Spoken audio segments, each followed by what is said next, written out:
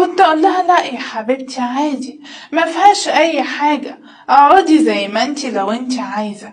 كانت تقولي ما ينفعش، ازاي بتقولي كده، وازاي حتى هعمل كده؟ اقولها يا ستي فيها ايه، انا اللي بقولك اقعدي براحتك. وكنت فعلا بخليها تقعد براحتها.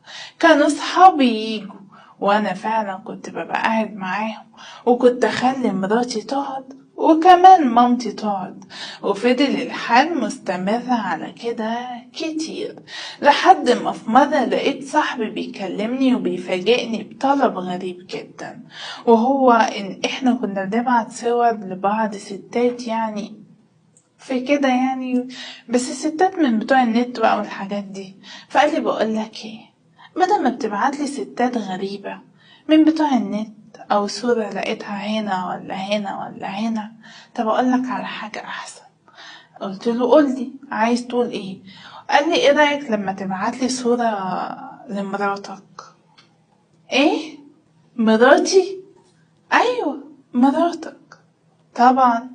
ما انا قلتلكم انا راجل بيحب قوي استمتع بنظرة الرجالة على مراتي ومامتي. وفعلا بقيت اعمل كده، ابعت له صور مراتي وهو بقى يبعت لي صور هو كمان من عنده، وبقينا نتبادل الصور مع بعض. وفضلنا على الحال ده.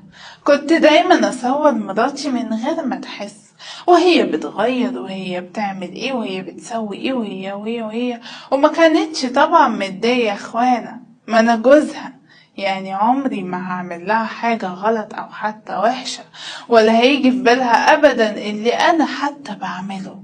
المهم الحال مش بس كده، الحال كان بدأ يتطور بأكتر من كده لما لقيت صاحب تاني خالص بيحب الستات الكبيرة وليهم قوي في الستات الكبار. وساعتها قال لي ما تبعتلي صورة لمامتك. طبعا بدأت أعمل كده وبدأت أصور مامتي، وفضل الحال مستمر على كده كتير.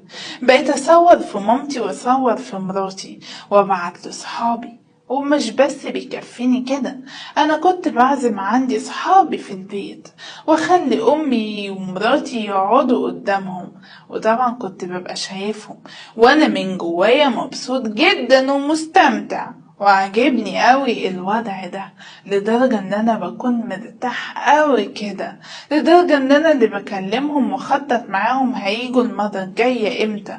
وطبعا كنت حابب قوي الوضع اللي انا فيه، لدرجة ان في مرة ماما حست اني